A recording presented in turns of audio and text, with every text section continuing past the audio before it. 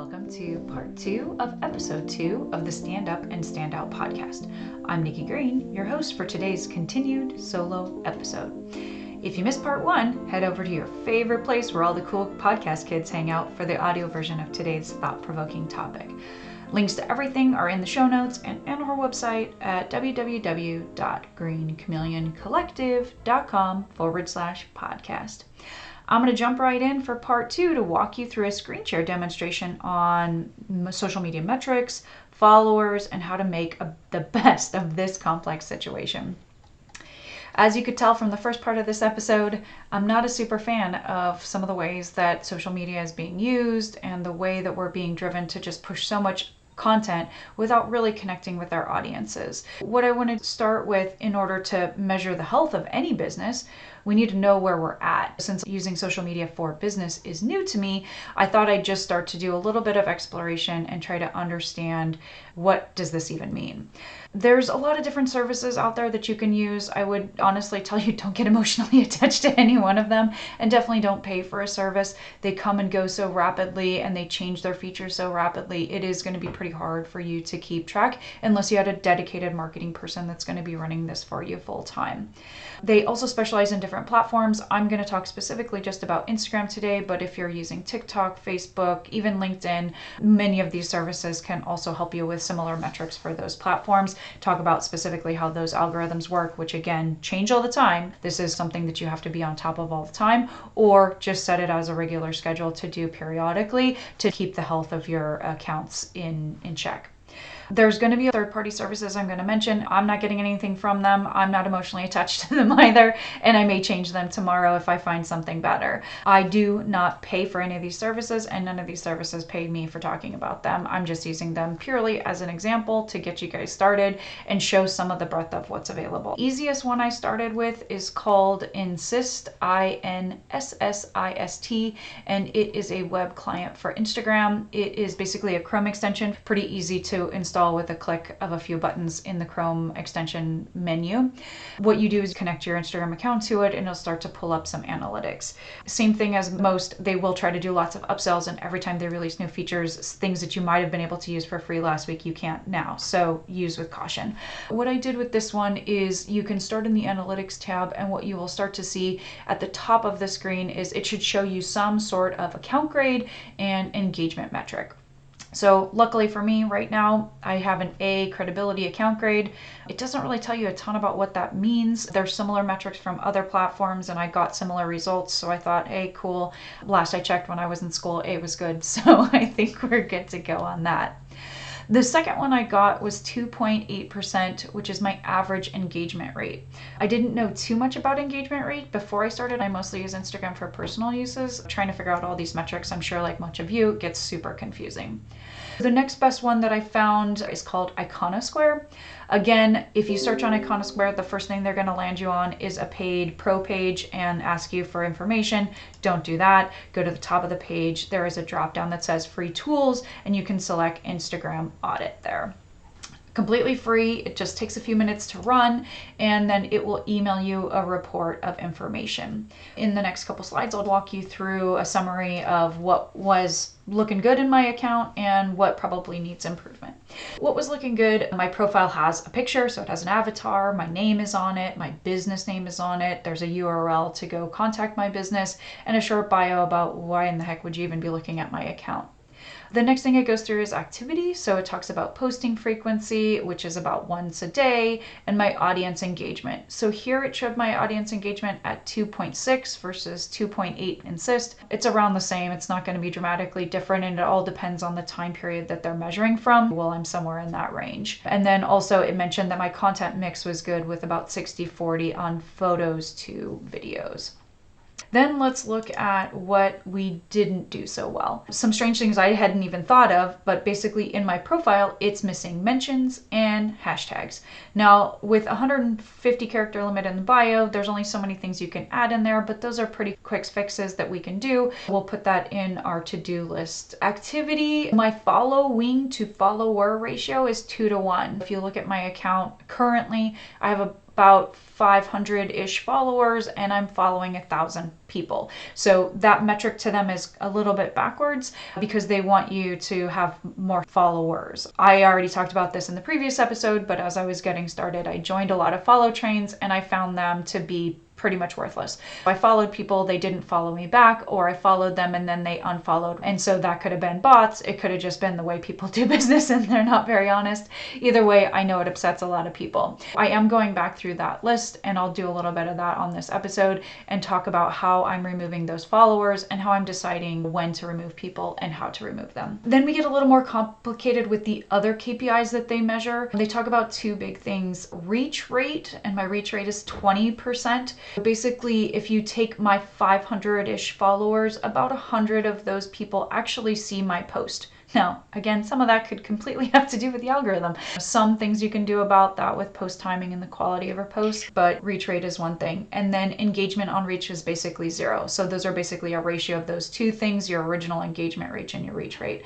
So we've got to start fixing that blend somewhere in order to increase that reach rate. Right now it's showing that my profile visits are actually decreasing, as are the visits to my website, because obviously that's the 1-2 punch. You get them to look at your post or your story, you direct them to your profile, and then the profile hopefully gets them to your website. I don't know about them, but it'd be kind of cutting out the middleman if we could just put URLs in our posts, but I guess Instagram's not going to let us do that anytime soon. We'll have to keep working on this two-step approach. All right, so we've learned a couple things. We have a better understanding of where we're at, and we have a couple of pretty simple action items to start with, and then the more complex things that we need to probably do over the next 30 days and try to get more traction from there. The quick fixes, you'll see that in my bio, I've done a mention. I basically mentioned myself on my personal account in case anyone wants to go check me out and make sure I'm a real person and not a bot, and a hashtag. The most frequent hashtag I use is the one that's the name of my book, I Laugh in the Face of Danger. As I figure out ways around this 150 character one, and if you guys have any ideas, that'll be great. Send them my way in the comments on the YouTube channel. Activity is another quick fix. So like I said, we need to unfollow or get rid of any of these fake or inactive accounts and make sure that the people that I'm actually following are real people that are gonna also interact as I interact with their accounts.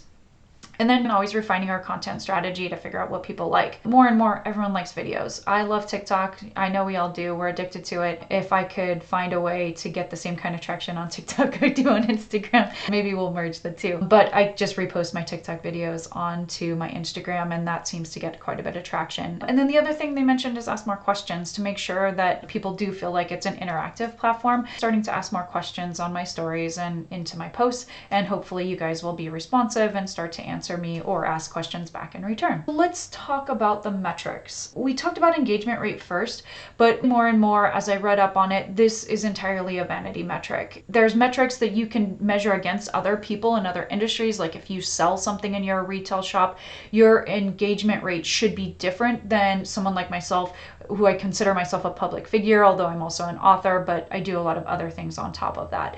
Public figures, unfortunately, I'm getting measured against celebrities. Those guys have a 5.7% rate. That's probably a little bit of a stretch, but I'd love it if you guys get me there. Either way, I'm gonna go ahead and set a target, and that is gonna be 5%. I'm not too concerned about it because there is quite a bit of rumor that in the US they will be getting rid of likes, or at least the visibility of likes. I don't know what that's going to do to engagement rate as a metric going forward. We'll just measure it just for the sake of measuring something, and we'll adjust as Instagram decides to modify their platform. Reach rate, like I said, is 20%. Their measurement benchmarking against other public figures is about 33%. So I'm going to go ahead and target 30%. And I think the best way for me to increase that reach rate is to get rid of some of those fake followers or people that aren't engaging in my content. Super simple. And that should immediately start to make that metric go up. Now we have the complicated one, which is engagement on reach. And right now it's at 0%. That really is about how many people saw and interacted on my content. That is going to be a factor of those two previous things, my engagement rate and my reach rate working together. We'll work on those things. Some of that we've already addressed with hopefully the content strategy and the inactive accounts or fake accounts. And then we'll drive an increase hopefully also of profile visits and visits to my website by engaging content that makes you do the two-step hop to get over there. That's that for our first bit where we're talking about overall profile and our targets.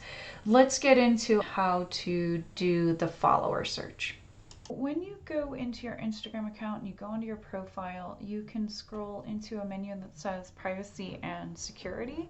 When you go down, you'll find something called view account data. Super confusing, not really obvious. You may or may never have been in here.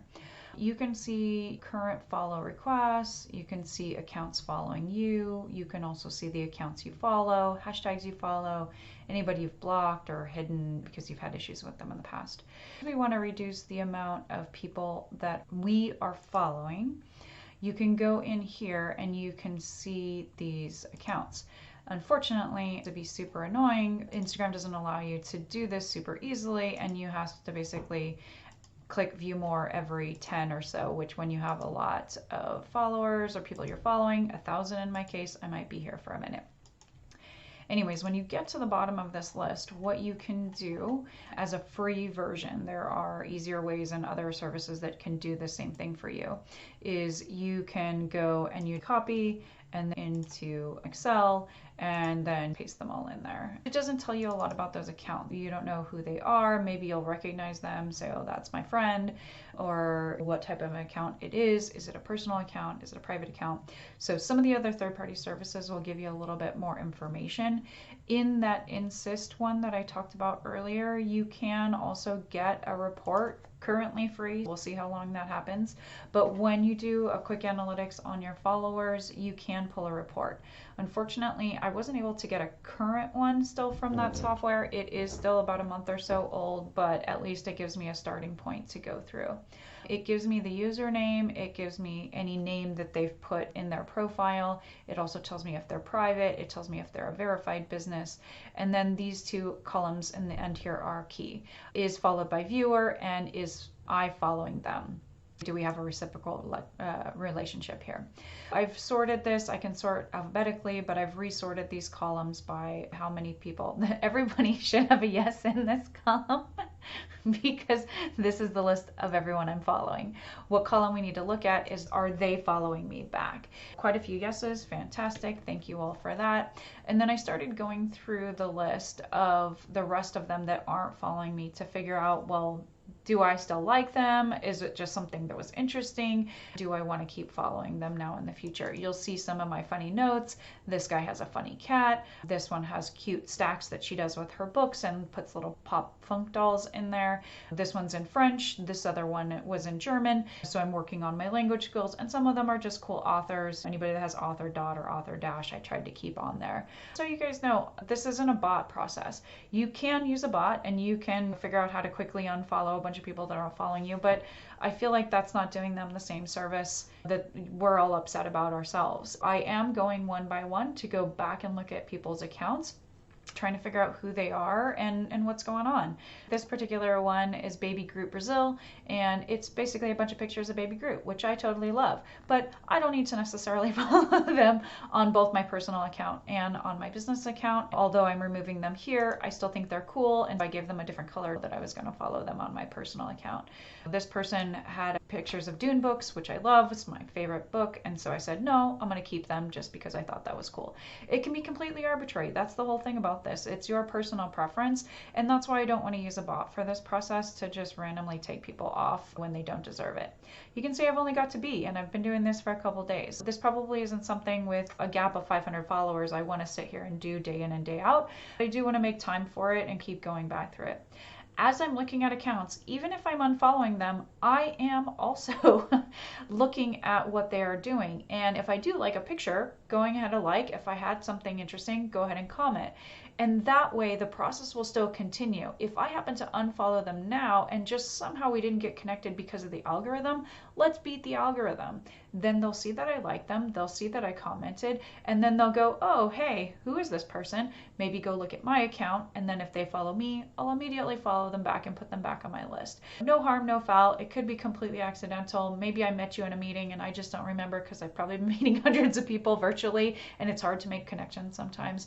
But I just wanted to show this as an alternative There are processes for downloading these things and matching the followers, but this just seemed for me a way to do it and be able to start to get some connection back to why did I even follow them to begin with. If it was a blind follow through a follow train, I don't feel that bad. If they didn't follow me back, we didn't follow the rules, right? And so I want to just make sure I'm getting my account back in harmony and achieving the goals I have for myself and for my business, and hopefully getting new contacts in the process and starting to just to continue to refine my content strategy so that I'm meeting the people that are going to be interested in my book, in my motivational speaking and podcast, and everything else I have projects coming up in the future.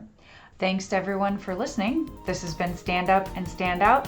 Hopefully you learned through this process how to say fuck you to the algorithms and how to find a more authentic way to connect with your followers and to use social media in a more social way.